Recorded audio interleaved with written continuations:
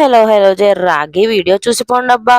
ఈ రోజు మన వంటకం వచ్చేసి పిజ్జా. పిల్లల కోసం సింపుల్ గా ఎలా చేసామో చూసేయండి. కావాల్సిన పదార్థాలు అయితే తడిపి పెట్టుకున్న మైదా పిండి, ఆనియన్స్, టమాటో, ఇంకా పిజ్జా సాస్ అన్నమాట.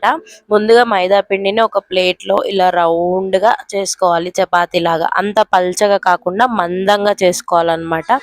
ఇలా చేసుకున్న తర్వాత దానిపైన పిజ్జా సాస్ వేసుకొని నీట్ గా స్ప్రెడ్ చేసుకోవాలి మొత్తం. పిజ్జా సాస్ ఎక్కువ తినాలనుకుంటే ఎక్కువ వేసుకోవచ్చు, లైట్ గా తినాలంటే లైట్ గా కూడా వేసుకోవచ్చు.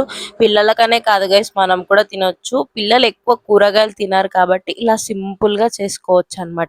ఇలా స్ప్రెడ్ చేసుకున్న తర్వాత మనం కట్ చేసి పెట్టుకున్న ఆనియన్స్, టమాటోస్ వేయాలి. అవి వేసే ముందు ఏం చేయాలంటే స్పోర్క్ తోన ఇలా హోల్స్ పెట్టుకోవాలన్నమాట, మంచిగా బేక్ అవ్వడానికి. ఇలా హోల్స్ పెట్టుకోవాలి. అవన్నీ వేసిన తర్వాత ఇష్టం ఉంటే కొద్దిగా కొత్తిమీర కూడా వేసుకోవచ్చు గైస్. పిల్లలు ఎలాగో తినరు కాబట్టి ఇలా వేసిస్తే తింటారు.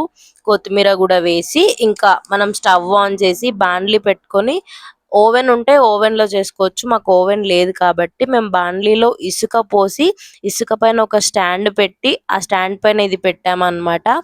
ఓవెన్ లో అయితే 5 to 10 minutes లో అయిపోతుంది. ఇలా అయితే ఒక 10 to 15 minutes పడుతుంది అనమాట బేక్ అవ్వడానికి. చాలా సింపుల్ గా, చాలా ఈజీగా అయిపోయే పిజ్జా.